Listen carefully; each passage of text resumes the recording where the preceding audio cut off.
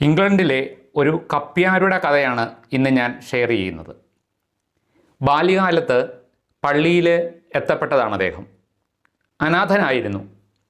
ആ പള്ളിയിൽ തന്നെയാണ് അദ്ദേഹം വളർന്നു വന്നത്. പിന്നീട് അവിടെ കപ്പ്യാരായിട്ട് ജോലി ചെയ്തു. വർഷങ്ങൾ കടന്നുപോയി.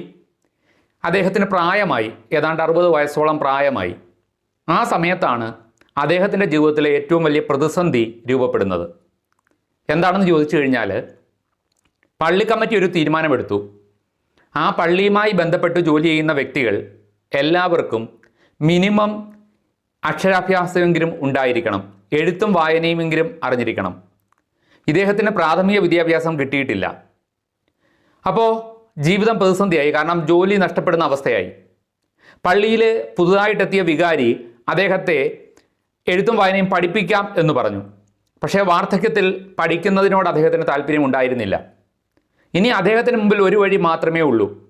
അത് ആ പള്ളിയോട് വിട പറയുക, ജോലി ഉപേക്ഷിക്കുക എന്നുള്ളതാണ്. വളരെ വേദനയോടുകൂടി അദ്ദേഹം ആ തീരുമാനമെടുത്തു. ആ ജോലി ഉപേക്ഷിക്കാൻ വേണ്ടിയിട്ട് തീരുമാനമെടുത്തു. അങ്ങനെ അദ്ദേഹം തെരുവിലേക്ക് ഇറങ്ങുകയാണ്. കാരണം അദ്ദേഹത്തിന് പോകാൻ ബന്ധുക്കളില്ല, മറ്റൊന്നുമില്ല. അദ്ദേഹത്തിൻ്റെ ജീവിതത്തിൽ അദ്ദേഹത്തിന് എന്തെങ്കിലും പ്രത്യേകിച്ച് കഴിവുകളില്ല, മറ്റെന്തെങ്കിലും ജോലി അറിയില്ല. അങ്ങനെ അദ്ദേഹം തെരുവിലേക്ക് ഇറങ്ങുകയാണ്.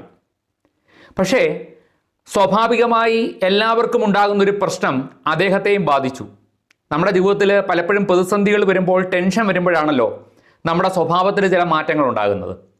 അങ്ങനെ ഒരു കാര്യം സംഭവിച്ചു. അതുവരെ ഒരു ദുശീലവും ഇല്ലാതിരുന്ന വ്യക്തി പുകവലി എന്ന് പറയുന്ന ഒരു ശീലത്തിന് അടിമയായി, ആ ദുശീലത്തിന് അടിമയായി. അങ്ങനെ പുകവലി തുടങ്ങിയ സമയത്താണ് അദ്ദേഹം ആ ഒരു യാഥാർത്ഥ്യം തിരിച്ചറിയുന്നത്. കാരണം ആ പ്രദേശത്ത് പെട്ടെന്ന് ഒരു സിഗരറ്റ് വാങ്ങി വലിക്കാൻ പറ്റുന്ന തരത്തിലുള്ള ചെറിയ കടകളില്ല. അത് ആ നാടിൻ്റെ ഒരു ആവശ്യമാണ്. അപ്പോൾ അവിടെ ചെറിയ തരത്തിലുള്ള ഒരു ബിസിനസ്, ഒരു കട അവിടെ ആവശ്യമാണെന്ന് അദ്ദേഹത്തിന് മനസ്സിലാകുകയും പള്ളിയിൽ നിന്ന് പിരിഞ്ഞപ്പോൾ കിട്ടിയ ആ ജീവനാംശമായിട്ട് കിട്ടിയ ആ ചെറിയ തുക കൊണ്ട് അദ്ദേഹം വഴിയരികിൽ പുകയില ഉൽപ്പന്നങ്ങൾ വിൽക്കുന്ന ചെറിയ ഒരു ബിസിനസ് സ്റ്റാർട്ട് ചെയ്യുകയും ചെയ്തു. ക്രമേണ അത് വളർന്നു. ആ നാട്ടിലെ ഏറ്റവും വലിയ പുകയില മൊത്ത വ്യാപാരിയായി അദ്ദേഹം മാറി. സ്വാഭാവികമായിട്ട് നമുക്കറിയാലോ, അദ്ദേഹം വലിയ ഒരു പണക്കാരനായിട്ട് മാറുമ്പോൾ ധാരാളം ബാങ്കുകാരൊക്കെ സ്ഥിര നിക്ഷേപം തേടി എത്താറുണ്ട്. എല്ലായിടത്തും സംഭവിക്കുന്ന കാര്യമാണ്. അവിടെയും അത് തന്നെ സംഭവിച്ചു. അങ്ങനെ അദ്ദേഹത്തെ സമീപിച്ച ഒരു ബാങ്ക് മാനേജർ ഞെട്ടിപ്പോയി. കാരണം സ്വന്തം പേരെഴുതി അടിയിലൊരു വര വരയ്ക്കുന്ന സാധാരണക്കാരൻ ഇടുന്ന ഒരു സിഗ്നേച്ചർ പോലും ഇടാൻ അറിയാത്ത വ്യക്തി ഇത്ര വലിയ കോടീശ്വരനായിട്ട് മാറിയിരിക്കുന്നു.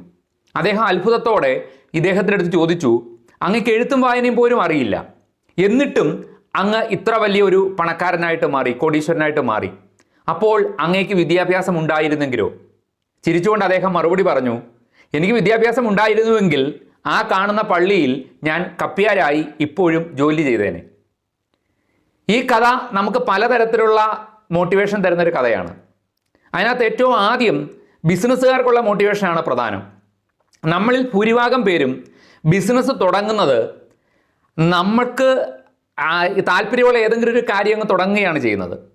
നമ്മൾ തുടങ്ങുന്ന ബിസിനസ്സിന് സാധ്യതയുണ്ടോ? അതിനാവശ്യക്കാരുണ്ടോ? അത് ആ പ്രദേശത്തിൻ്റെ ഒരു ആവശ്യമാണോ?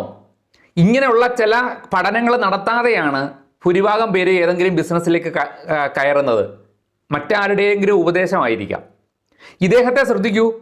അദ്ദേഹം ബിസിനസ്സിലേക്ക് വരാനുള്ള കാരണം ആ നാടിൻ്റെ ഒരാവശ്യം, അത്തരത്തിലുള്ള ചെറിയ കടകൾ അവിടെ ഇല്ല എന്നുള്ള തിരിച്ചറിവാണ് അദ്ദേഹം ബിസിനസ് തുടങ്ങാൻ വേണ്ടി തീരുമാനിച്ച ഒരു കാരണം.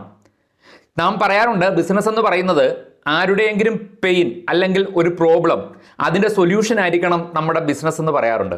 ആ ഒരു കാര്യം ഇവിടെ കറക്റ്റായി എന്നുള്ളതാണ് ആദ്യം നാം ശ്രദ്ധിക്കേണ്ടത്. രണ്ടാമത് നാം ശ്രദ്ധിക്കേണ്ട പോയിന്റ്, അദ്ദേഹത്തിന് പോലും അറിയില്ലായിരുന്നു അദ്ദേഹത്തിൻ്റെ ഉള്ളിലൊരു ബിസിനസ്സുകാരൻ ഉണ്ടായിരുന്നു എന്നുള്ള കാര്യം.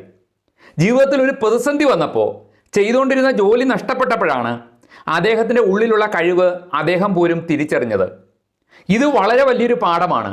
നമ്മുടെ ജീവിതത്തിൽ പ്രശ്നങ്ങൾ ഉണ്ടാകുമ്പോൾ നാം ശരിക്കും ആ പ്രശ്നങ്ങളെപ്പറ്റി ഓർത്ത് വിഷമിക്കുകയല്ല ചെയ്യേണ്ടത്. പ്രശ്നങ്ങൾ എപ്പോഴും നമുക്ക് അവസരങ്ങൾ തരും. നമ്മൾ കംഫർട്ട് സോണിൽ ഇരിക്കുമ്പോഴാണ് നമുക്ക് വളർച്ചയില്ലാതെ പോകുന്നത്. വെല്ലുവിളികൾ ജീവിതത്തിൽ വരുന്നത് നല്ലതാണ്. ഒന്ന് നാം ഓർക്കുക, നമ്മൾ മനുഷ്യർ തന്നെ ഒരു ലോക്ക് ഉണ്ടാക്കുമ്പോൾ അതിൻ്റെ കീ ഇല്ലാതെ ഏതെങ്കിലും ഒരു കമ്പനി ലോക്ക് ഉണ്ടാക്കുമോ? ഒരിക്കലും ഇല്ലല്ലോ. അപ്പോൾ ദൈവം ഒരു പ്രശ്നം ഉണ്ടാക്കുമ്പോൾ, നമുക്കൊരു പ്രശ്നം ദൈവം ഉണ്ടാക്കുമ്പോൾ തീർച്ചയായും അതിനൊരു പരിഹാരമുണ്ട്. നാം ആ പരിഹാരം കാണാതെ പോകുന്നത് കൊണ്ടാണ് നമുക്ക് എന്ത് ചെയ്യണം എന്ന് അറിയാൻ വയ്യാതെ വരുന്നത്. ഒരു വാതിൽ അടയുമ്പോൾ തുറന്നു കിടക്കുന്ന മറ്റനേകം വാതിലുണ്ട്, നാം അത് കാണുന്നില്ല. ആ അടഞ്ഞ വാതിലിൽ തന്നെ നാം നോക്കി നിൽക്കുന്നത് കൊണ്ടാണ് തുറന്നു കിടക്കുന്ന വാതിലുകൾ നാം കാണാതെ പോകുന്നത്. ഏറ്റവും കൂടുതൽ ആൾക്കാർ ആത്മഹത്യ ചെയ്യുന്നത് 2 സാഹചര്യങ്ങളിലാണ്. ഒന്ന്, സ്നേഹം നഷ്ടപ്പെടുമ്പോൾ, അത് വലിയൊരു ആഘാതമാണ്.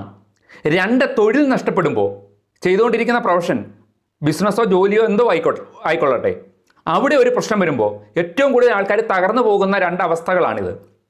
ഇവിടെ നമുക്ക് തീർച്ചയായിട്ടും ഈ കപ്പ്യാരുടെ കഥ ഒരു വലിയ പ്രചോദനമാണ്.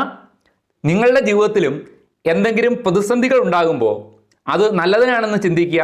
പ്രശ്നത്തെപ്പറ്റി മാത്രം ചിന്തിക്കാതെ അതിൻ്റെ സൊല്യൂഷൻ കണ്ടെത്തുക. തീർച്ചയായിട്ടും ചെറിയ ഈ ഒരു കഥ നമ്മുടെ ജീവിതത്തിൽ പ്രതിസന്ധികൾ വരുമ്പോൾ അതൊരു മോട്ടിവേഷനായിട്ട് മാറട്ടെ എന്ന് ആശംസിക്കുന്നു. മറ്റൊരു വീഡിയോയുമായി അടുത്ത ദിവസം വീണ്ടും കാണാം.